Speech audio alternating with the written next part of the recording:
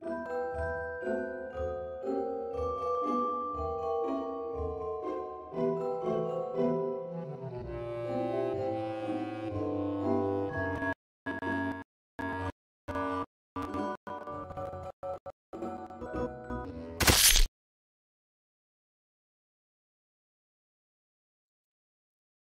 salut à toute la grande famille du vivant. Alors, je suis très heureux de venir faire cette vidéo. Voilà ma tronche. Alors, aujourd'hui, eh bien, écoutez, je vais tenter un nouveau format. Et on va revenir sur le contrat. Vous savez, j'ai fait une vidéo il y a très très longtemps, il y a plus de 4 ans, sur le contrat. Et évidemment, j'ai appris plein de choses depuis. Euh, alors, c'est vrai qu'il y a ce foutu débit vidéo. Je vais attendre qu'il se remette bien, parce que j'ai pas envie de faire un petit peu à l'arrache. Donc là, ça m'a l'air pas mal. Ok. Donc on va changer de format et on va parler du contrat aujourd'hui. Je vais faire une mise à jour du contrat, en quelque sorte, et sous un nouveau format qui va se présenter comme ça. Donc je vais pouvoir rebasculer en mode normal. Donc voilà comment ça se présente. Et on va déjà commencer par l'intro, c'est-à-dire, eh bien, pourquoi pourquoi c'est important de comprendre le contrat et de bien intégrer cette notion tout au long de notre vie, parce que ça a eu beaucoup d'impact dans le passé, et justement, on va voir. Donc effectivement, le contrat, qu'on soit des petits groupes d'hommes nomades ou des grands groupes d'hommes sédentaires, il y a toujours eu des contrats, et donc ça a toujours été un pilier de la civilisation. Dans notre monde actuel, eh bien, il se trouve que, hormis nos obligations légales d'ordre public non négociables, eh bien, tout le reste est contractuel. Et donc, c'est important de savoir, puisque dans cette notion de contrat, il y a votre consentement, et donc il y a votre pouvoir de décision. Ça, c'est important. La mutation est en cours, effectivement. Vous allez voir que, bah, vous savez, Davos, Schwab, alors c'est pas fait, hein, mais en tout cas, toute la matrice légale est en cours, grâce au Covid. On verra aussi pourquoi. Et effectivement, sa nécessité, on va voir que bah, il a eu grande nécessité ce contrat, mais que c'est pas toujours, c'est peut-être plus le cas, ou en tout cas circonscrit dans d'autres, dans d'autres circonstances. Alors, ben, on va revenir hein, sur le contrat, c'est quoi? C'est d'abord des offres et des acceptations. Pour qu'il y ait contrat, il faut qu'il y ait une offre. Et dit autrement, quand on voyait un prix, eh bien c'est en fait une offre de contrat. Le contrat peut être verbal, accepté de façon tacite ou par le silence, un simple signe de la tête, rubis sur l'ongle, une poignée de main, etc. Et puis bien sûr c'est une acceptation. Alors qu'est-ce qui compose, on va rappeler ce qui compose le contrat bien sûr.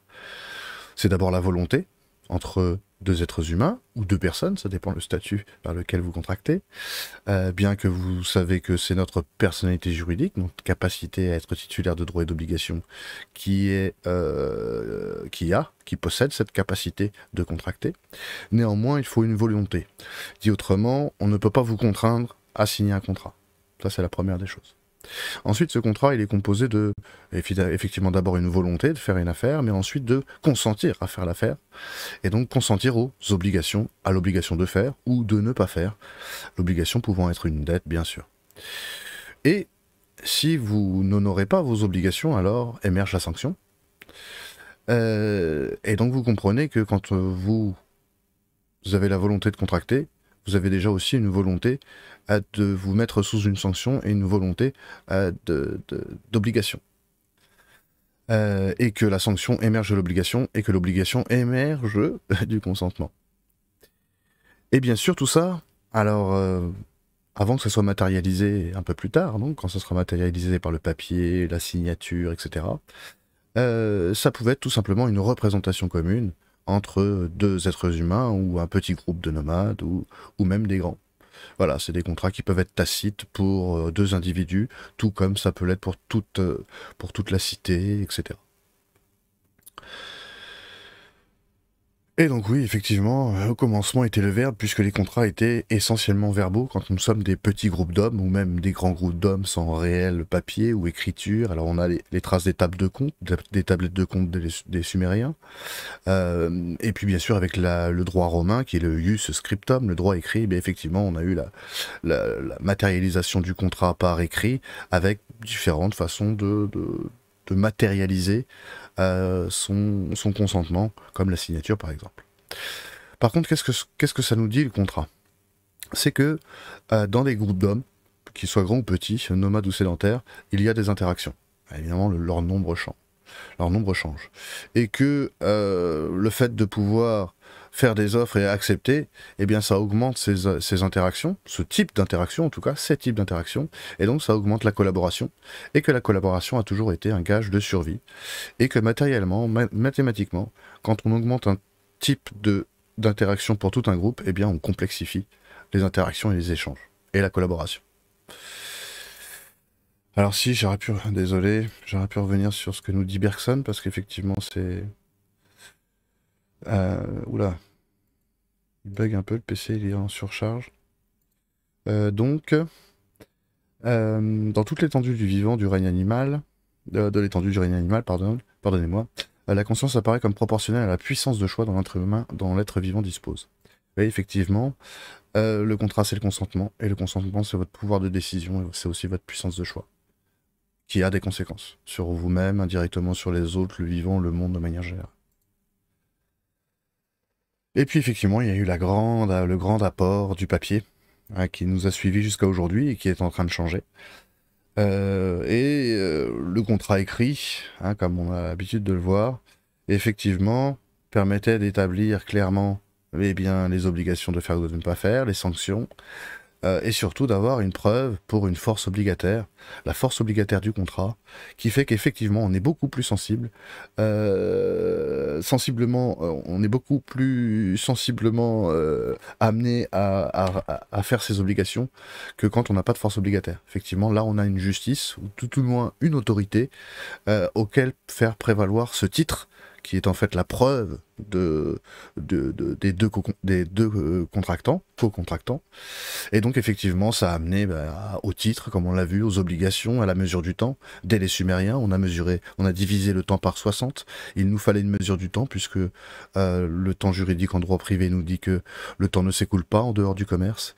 Effectivement, les interactions de biens privés, eh bien, ça a mené au commerce, qui a été aussi gage de grand développement, qui rapidement a été finalement essentiellement tout avalé par la navale, puisque même encore aujourd'hui, l'échange des marchandises se fait essentiellement par bateau, majoritairement par bateau. D'ailleurs, vous avez un indice boursier qui est spécifique, justement, je sais plus comment ça, je sais plus son nom, désolé, le Baltic Dry, voilà, c'est ça, qui vous donne en temps réel le nombre de conteneurs qui se baladent sur nos mers. Et bien sûr, la haute mer, c'est le seul endroit sur Terre où il n'y a pas de souveraineté.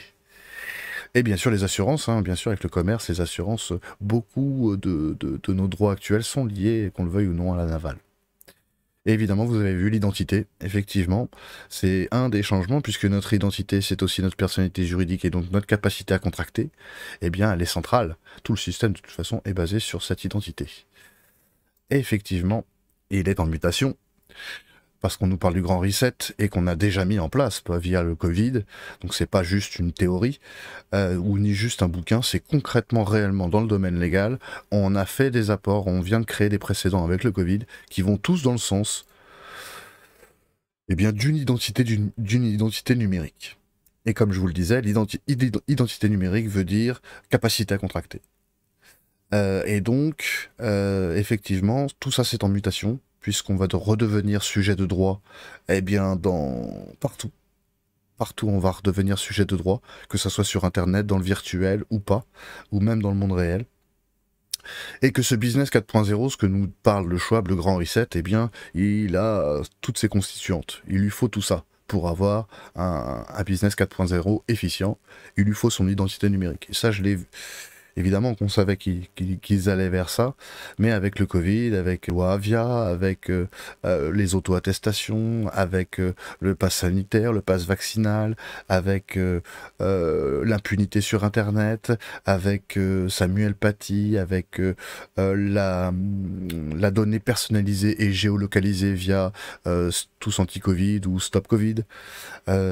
Ils ont mis tout le captage de données qui était proscrit, hein, on nous disait que tout ça c'était anonymisé, et bien là, eh bien non en fait. Eh bien là, on vient de libéraliser l'ouverture de la donnée avec les données médicales, vous l'avez vu. Et donc pour tout ça, il nous faut une puissance de calcul tout au moins, et bien sûr la capacité de pouvoir engendrer énormément de données, et donc la 5G. Et bien sûr, vous en avez entendu parler, ça fait longtemps que j'en parle aussi. Et bien la monnaie numérique, voilà, avec l'euro numérique dont Christine Lagarde vient nous faire la promotion. Et donc c'est en ça que il est bien important de comprendre ce qu'il se passe d'un point de vue contractuel, parce que ça va complexifier les échanges. Vous savez, quand vous avez une identité numérique, vous allez pouvoir donc contracter d'un simple clic, d'où vous voulez. Et donc quand c'est plus simple, quand c'est plus facile et plus rapide à faire, on a tendance à le faire plus. Et quand on le fait plus, on complexifie. Et donc on poursuit une longue histoire de la complexification des échanges et de l'artificialisation du monde. Parce qu'effectivement, dans un monde devenu de plus en plus complexe, il faut artificialiser, conceptualiser tout un tas de mécanismes pour pouvoir coordonner tout ça et relier tout ça entre eux. Avec évidemment la monnaie numérique. Alors un truc qu'on peut dire aussi, c'est que le Covid a permis aussi, alors de façon indirecte, de créer un précédent légal par l'injection d'une technologie et de façon d'ordre public. Alors là, nous disent pour la santé bien sûr, mais néanmoins, on peut nous inoculer une technologie commerciale, c'est-à-dire privée, on peut nous inoculer une technologie commerciale et privée d'ordre public, de façon d'ordre public, c'est-à-dire non négociable. Les soignants en font la sale expérience. Et donc c'est un précédent pour la puce, selon moi. Alors, ad vitam aeternam, on va passer aux conclusions. Savoir n'est pas suffisant, il faut appliquer ce que l'on sait. Ça, c'est ce que nous dit Bruce Lee. Et il nous dit aussi d'être comme l'eau. Et c'est intéressant puisque vous savez que le droit maritime, c'est lié à l'eau. Donc voilà, je vous mets sa petite pensée. Il avait une maîtrise en philosophie, et je comprends ce propos, en tout cas. Donc les conclusions pour moi, hein, c'est que le contrat aujourd'hui, il est beaucoup moins nécessaire qu'il l'a pu être dans le temps par nos nécessités de survie. Et cependant, ça n'a jamais été aussi complexe en termes d'interaction. C'est incroyable. Et ça va considérablement augmenter, alors avec une petite étoile, parce qu'effectivement ça va augmenter pour une certaine partie de la population, alors que peut-être pour d'autres ça va significativement diminuer. Par tout un tas de mécanismes, notamment la descente énergétique qui va arriver. Et pourtant, la nature nous commande pas ça, elle nous commande plutôt Jacques Fresco, je dirais. Pour ceux qui... Je mettrai peut-être un lien, pour ceux qui connaissent pas Jacques Fresco, un très grand monsieur, qui a dépassé les 100 ans, qui est centenaire. Mais je crois qu'il est décédé, je sais plus. Bref.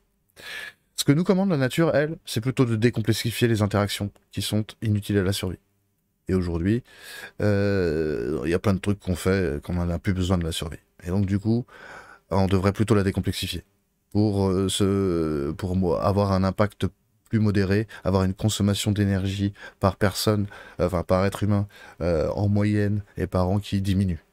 Parce que c'est redescendre, c'est redescendre aux limites de l'ordre naturel qui est juste à côté. Oui, l'ordre naturel, c'est la constitution physique du monde, les modalités d'application des lois du Créateur pour certains, ou des lois physiques du monde, qui s'appliquent à tous les êtres qui peuplent la Terre. Et nos sociétés vont à l'inverse de cet ordre naturel, et donc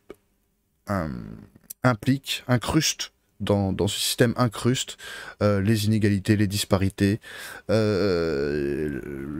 violence, la guerre, la propriété privée, etc., etc. Et donc, les sociétés de demain, selon moi, elles doivent d'abord et avant tout respecter cet ordre naturel, essayer de décomplexifier à fond les gamelles les interactions, et bien sûr, n'avoir pour unique but, Marc Aurèle, dans son livre, penser pour soi-même.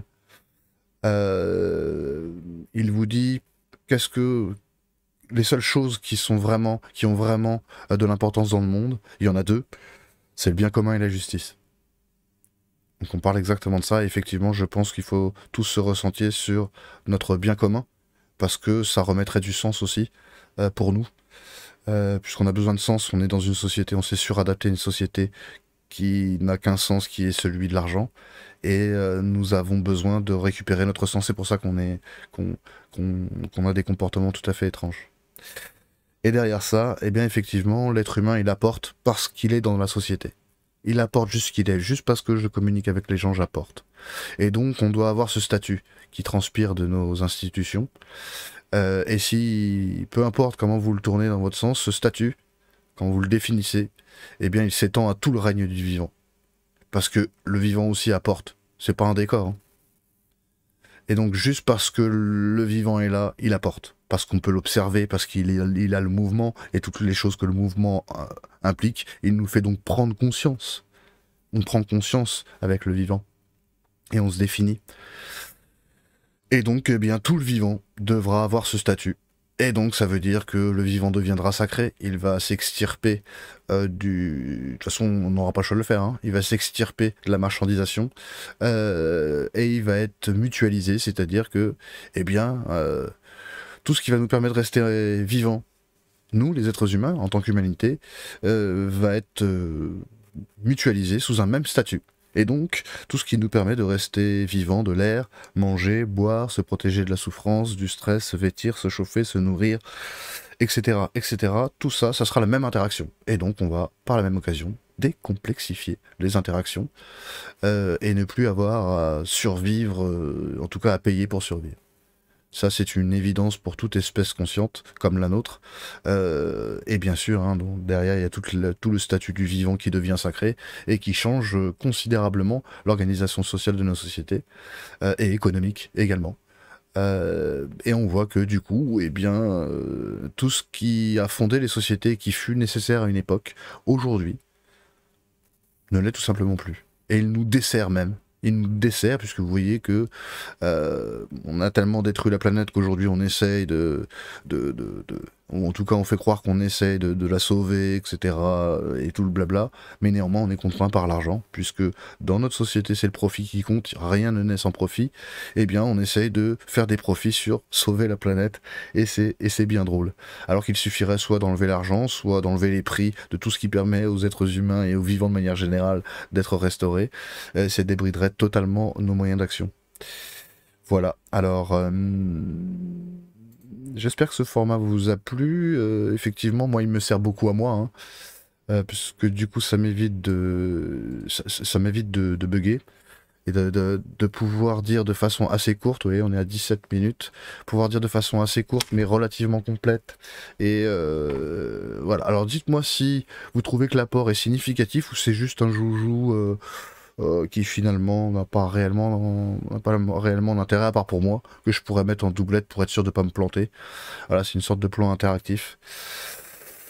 Donc je vais essayer de vous mettre la dernière intro. Je remercie Lorelai pour l'intro. Je suis toujours obligé de rire quand je la vois. Alors je vous fais des bisous, je vous dis à bientôt et merci. J'attends vos retours pour ce format. Salut, salut!